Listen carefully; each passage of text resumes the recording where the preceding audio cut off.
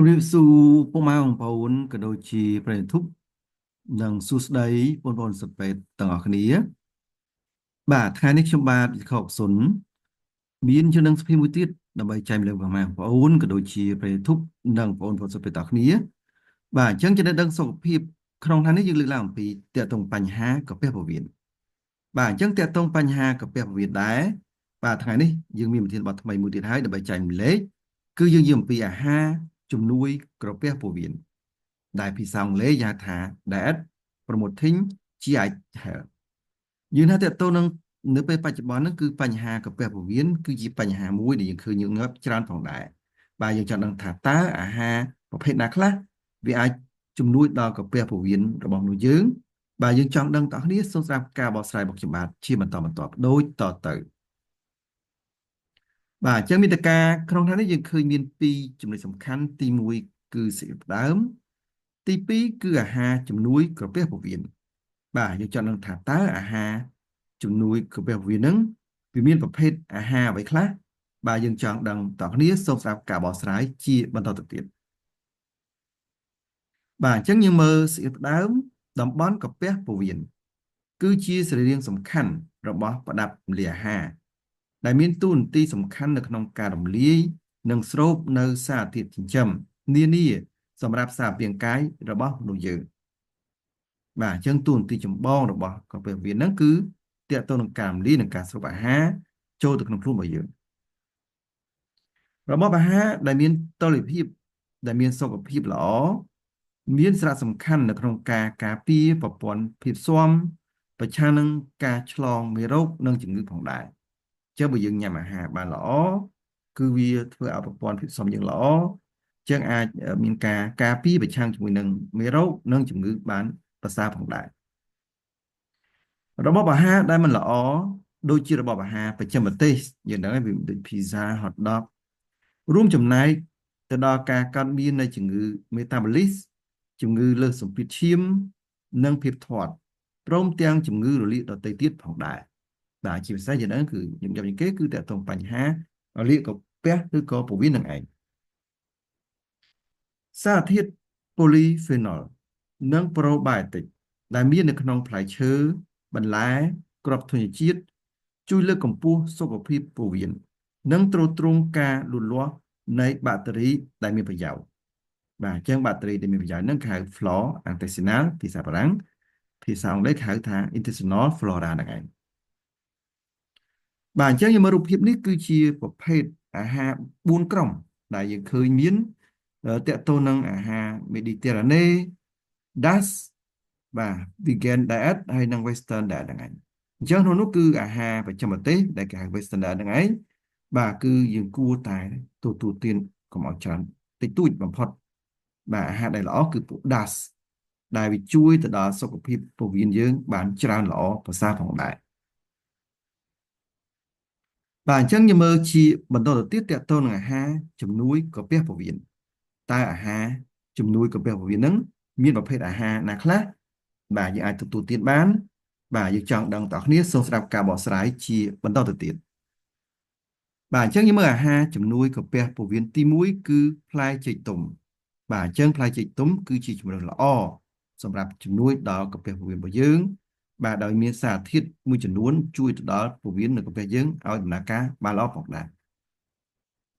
បាទអញ្ចឹងយើងមើលជាបន្តទៅទៀតតកតងអាហារជំនួយកាពះពោះវៀនទី2គឺគ្រាប់ធញ្ញជាតិបាទអញ្ចឹងគ្រាប់ធញ្ញជាតិដូចជាគ្រាប់អាល់ម៉ុននិងគ្រាប់ធញ្ញជាតិផ្សេងទៀតបាទយើងឃើញថាសិតសឹងតែជួយទៅដល់កាពះពោះវៀនយើងឲ្យដំណើរការបានល្អផងដែរបាទអញ្ចឹងយើងមើលជាបន្តទៅទៀតតកតងអាហារជំនួយកាពះពោះវៀនទី3គឺយ៉ាអ៊ូបាទអញ្ចឹងការទទួលទានយ៉ាអ៊ូដែលមានពួកខាមេរ៉ូដែលល្អនៅក្នុងហ្នឹងគឺអាចជួយទៅដល់ដំណើរការលូតលាស់បានល្អនៃមេរោគតែនៅពោះវៀនដែលល្អហ្នឹងវាជួយដំណើរការមុខងារពោះវៀនឲ្យល្អប្រសើរផងដែរបាទអញ្ចឹងយើងមើលជាបន្តទៅទៀតតកតងអាហារជំនួយកាពះពោះវៀនទី4គឺគឹមឈីបាទគឹមឈីបើយើងធ្វើកុំឲ្យវាហឹរបាទគឺថាវាអាចទទួលទានទៅវាជួយដល់មេរោគដែលល្អនៅក្នុងកាពះពោះវៀនយើងបានល្អប្រសើរផងដែរបាទអញ្ចឹងយើងមើលជាបន្តទៅទៀតតទៅនឹងអាហារជំនួយកាពះពោះវៀនរបស់មនុស្សយើងទី5គឺ ផលិតផលសណ្តែកធម្មជាតិបាទអញ្ចឹងយើងអាចញ៉ាំទឹកសណ្តែកធម្មជាតិបាទយើងអាចញ៉ាំសណ្តែកខៀវឬក៏សណ្តែកផ្សេងទៀតបាទយើងធ្វើជាបង្អែមហ្នឹងឬមិនយ៉ាងទៅយើងអាចទទួលទាននៅសណ្តែកស្រស់តែម្ដងបាទធម្មជាតិយើងស្ងោរឆ្អិនអញ្ចឹងទៅធ្វើជាម្ហូបបាទហ្នឹងគឺវាអាចជួយទៅដល់កាពះពោះវៀនយើងឲ្យល្អប្រសើរផងដែរ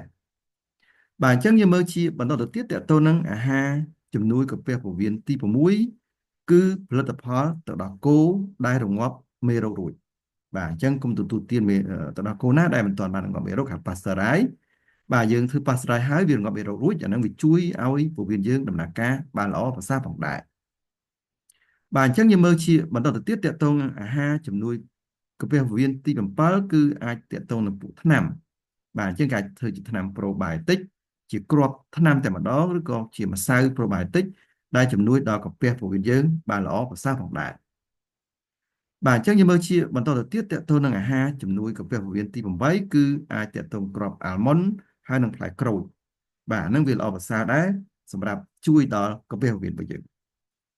បាទអញ្ចឹងយើងមើលជាបន្តទៅទៀតតទៅអាហារជំនួយកាពះពោះវៀនទី9គឺផ្លែ cherry និងផ្លែប៉ោម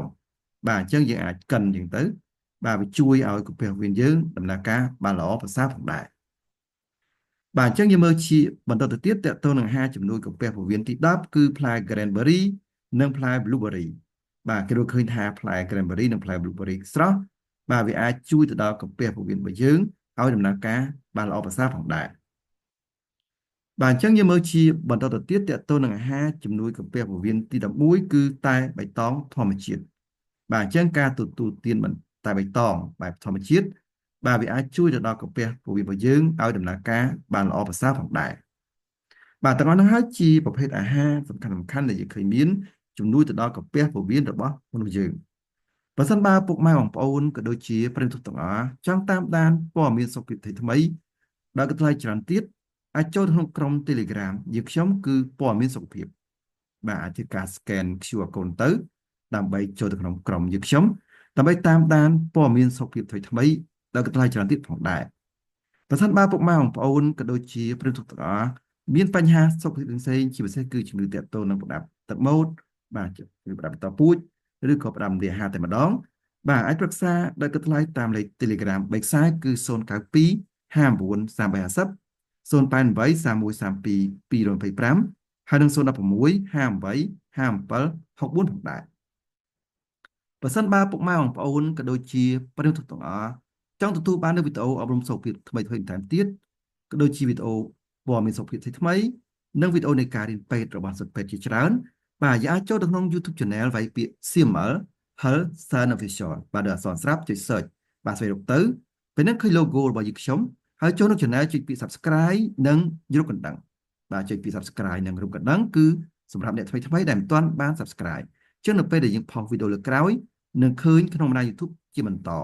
បាទជួប Subscribe អ្នកមួយដើម្បីលើកទឹកចិត្តក្នុងការធ្វើវីដេអូជាបន្តទៀតបាទសូមអរគុណ